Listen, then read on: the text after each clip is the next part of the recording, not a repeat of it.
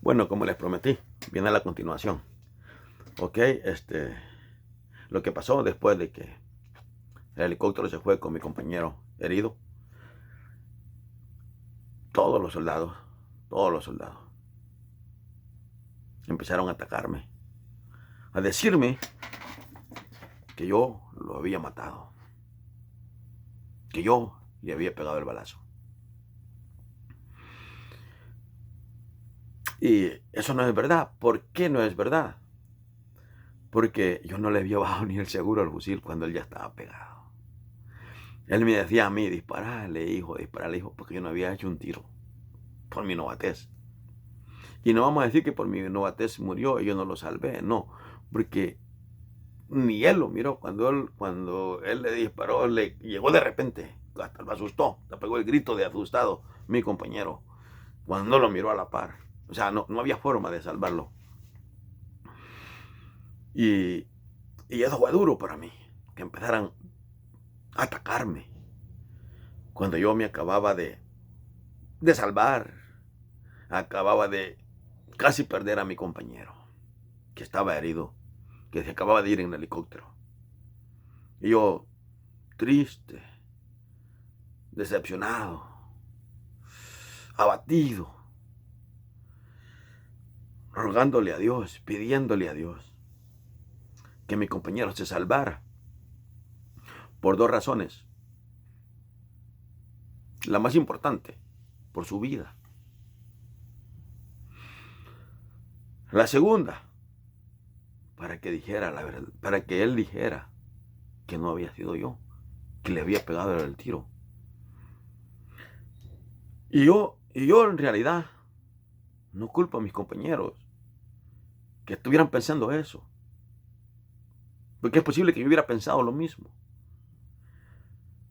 Pero, porque ellos no saben cómo pasaron las cosas. Porque si yo les cuento lo que exactamente pasó, es algo increíble. Pero pasó, lo agarró así cerquita, casi pecho a pecho. ¿Entiendes? Entonces, yo decía, Dios mío, que se salve, que se salve, que se salve. Y yo bien abatido, bien triste. Y los soldados atacándome. Entonces llegó a oír el sargento que estaba al mando de la sección, que eran por secciones. Mi compañía era de 4 secciones, cada sección tenía 30 hombres, ¿verdad? Entonces, el que estaba al mando de la sección, que era el sargento de la compañía, escuchó que todos me estaban acusando.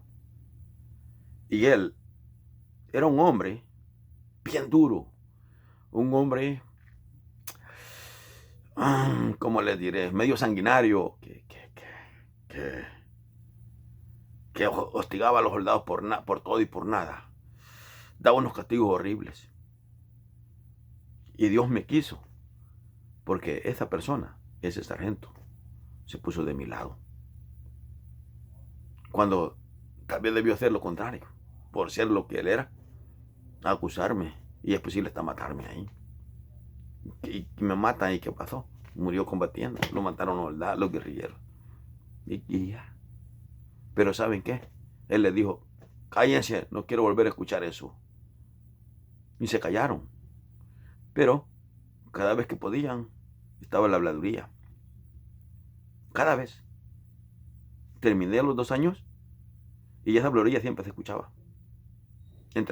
Así, siempre se escuchaba la habladuría. Y eso me marcó, me puso triste. Por eso sé con exactitud la fecha, la hora, el día, todo paso a paso, porque fue algo horrible de todos los aspectos, desde mi vida, la vida de mi compañero que me estuvieran acusando de algo que yo no fui. He visto videos de YouTube donde dicen que después del 87 en adelante, o 86 en adelante, los guerrilleros empezaron a matarse entre ellos, porque empezaron a sospechar que eran infiltrados, o hacían una hazaña y decían, no, es que este sabe demasiado, es muy bueno, hay que matarlo porque este a lo mejor es de infiltrado y y cosas así. O si alguien según se perdía y se quedaba en la línea y se perdía y llegaba 2 horas después, decía, no, es que este se quedó 2 horas después porque se fue a dar la información al enemigo, hay que matarlo, y lo mataban. O sea, que si yo hubiera sido guerrillero, me hubieran matado por eso. Porque hubieran pensado que yo era infiltrado. Yo no era infiltrado, yo no era nada. Yo como les repito, yo nunca pensé ser soldado, y mucho menos guerrillero. ¿Entiendes? Yo no era enemigo de nadie, yo no era enemigo de los guerrilleros, no era enemigo de nadie, pero era militar. Y un militar tiene que cuidar a sus compañeros, ver por sus compañeros. ¿Entiendes? O sea, da mucho miedo estar en la guerra, da mucho miedo. Pero el arma, el arma le da valor a uno. Y cuando está en el tracateo, agarra valor y pone el pecho. Entonces van a decir, sí, pero estás hablando de que te acordaste y esto de rollo. No me acordé, sino que es normal, es persona, y era mi primera vez, pero poquito a poco uno va acostumbrando. O sea, hay muchas personas, muchos soldados, que no llegaron a pasar eso. Y los que más fantasean son los que eran chaneques, los que eran lustrabotas en el cuartel, que eran tal vez el que le limpiaba el cuarto al capitán o al teniente, algo así, ¿entiendes? Yo no estoy fantaseando nada, ni hablando cosas que no son. Son cosas duras de contar. Yo, este, cuando cuento me quiebro. Hoy estoy haciendo, o sea, no sé cómo me ha salido de que gracias a Dios no me he quebrado, pero me quiebro porque eso me da tristeza, ¿no? Entonces, lo que le quiero decir es que el sargento se portó bien conmigo en ese aspecto. Él no dudó ni nada, ni me preguntó, contame cómo pasó, por qué tiene el disparo así. Porque no lo tenía en la espalda y le salió por enfrente. No es así. Le entró por el espinazo y le salió en esta parte. Entiende que le desarmó todo ahí donde salió la bala, porque la bala donde sale es que hacía estragos, donde entraba casi no. Era un AR-15, el fusil es igual que el M16. La bala es la misma. Entonces, con la que le dispararon. El M16 no hace tantos estragos como era el G3 cuando usaban G3, pero en esa época usábamos M16, todos. Entonces el sargento, pues gracias a Dios se puso de mi parte y los cayó, pues en ese momento se callaron, pero siempre las habladurías, siempre todo, siempre siguió. El sargento, por cierto, murió 1 mes y medio después de eso, porque fue el 27 de abril del 86. Cuando atacaron la tercera brigada, la atacaron el 19 de junio y ahí murió él, en la tercera brigada. ¿Ok? Ahí fue donde él murió, porque el ataque a la tercera brigada estuvo duro. Fue algo bien planeado, bien hecho, con mucho tiempo de pensarlo. Y parte de culpa la teníamos nosotros mismos, los soldados. ¿Por qué? Porque nos gustaba mucho iguanear. Iguanear es que nos íbamos a visitar a la novia o a la casa o a fregar de escondida, ¿verdad? Salíamos por los garitones o por algún lugar y le pedíamos hasta chance al del garitón, ay, voy a salir ahí para dar la cocina que voy a regresar más noche para que no le fueran a disparar y todo ese rollo, ¿no? Entonces, cuando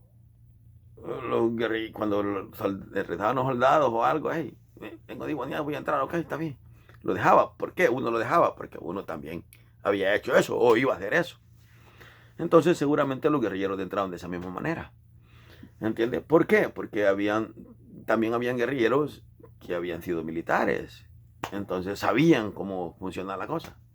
O como Jiménez Sandoval, que era guerrillero, pero antes era capitán de la tercera brigada y de artillería. Entonces, y así pasaba, así funcionaba la cosa, ¿verdad? Entonces, cuando atacaron la tercera brigada, bombardearon con mortero 81 de un lugar que se llama La Guasarca y a los alrededores, porque el mortero, como les repito, con certeza pega a 4 kilómetros de distancia. Y, y para serles sincero, el cuartel de San Miguel es bien grande. Es bien grande. Es bien difícil que caiga en las casas, como algunos otros cuarteles que están entre medio de la ciudad. También estaba algo entre medio, pero no tan entre medio, estaba algo a la orilla, pero es grandísimo. Para decirles que allí mismo construyeron un hospital militar. Ahí había un helipuerto donde cabían un montón de helicópteros. Ahí hacíamos entrenamiento. Incluso algunos cuarteles mandaban a soldados a sacar cursos de reconnor o de comandos ahí, porque era grandísimo. Había demasiado espacio como para hacer entrenamiento de lo que fuera alrededor. Había terreno, el cuartel estaba en el centro. Entonces era bien fácil bombardearlo. Y para serles sincero, todos los morterazos cayeron encima de las cuadras. Claro, caían en el techo y pasaban y dejaban los cráteres así en el piso, porque era ladrillo de al rojo que uno trapeaba y todo eso, el que había en el cuartel, en las cuadras, ¿verdad? En las cuadras habían dos compañías en las cuadras, porque eran cuadras grandes, eran camarotes de dos, o literas de dos personas, una abajo, una arriba. Entonces, la mitad, así, la mitad a lo largo, la mitad era de una compañía y la otra mitad era de la otra compañía, de la misma cuadra. Entonces, allí cayeron los morterazos, prendieron los colchones y todo eso. Muchos soldados murieron quemados, chicharrados, ¿entiendes? Entonces, son las cosas que pasaron ahí y desgraciadamente el sargento era de la colonia Molino, ahí murió, de la colonia Molino San Miguel. Y me decía cada rato, si te acertas te voy a traer, cabroncito, porque yo vivía en la colonia Molino también. Y siempre me salía con eso, ¿verdad? Y, y, y pasaron esas cosas y por cierto, cuando 14 años después miré a un compañero, el saludo que me dio es: vos lo mataste, va, cabrón. Ese fue el saludo que me dio mi compañero. Mi compañero. Es porque se fue pensando que yo lo había matado. Y como les repito, no los culpo. No los culpo. Pero yo estoy consciente y estoy seguro que eso no pasó así. ¿Ok? Entonces, son las cosas de la guerra que han pasado y eso solo fue la primera vez. Solo fue algo que pasó, que me marcó, pero vinieron muchas cosas después. ¿Entienden? Vinieron muchas cosas después. Y pues poco a poco se las voy a ir contando. Así es que ahí estamos y pues no sé si les vaya a gustar o mi historia o me vayan a maldecir o algo porque estuve en el ejército y van a pensar que el ejército hizo cosas feas con la gente y es posible que sí, pero no en mi época, ni en mi compañía, ni en mi cuartel. ¿Entienden? Eso, yo estoy seguro de eso. ¿Entienden? Yo era del batallón Ponce, de la cuarta compañía del batallón Ponce. Así es que son cosas que han pasado y poco a poco les voy a ir contando mi historia, que no es tan larga porque solo son 2 años. ¿Ok? Me quedé con las ganas de seguir ascendiendo por el amor a mis padres, por no fallarles, porque yo los respetaba mucho. Y aún lo respeto al viejo, y lo quiero mucho al viejo, a mi papá, porque está vivo todavía. Y tiene 88 años, pero está más fuerte y más sano que yo. Ok, amigos, seguimos más adelante.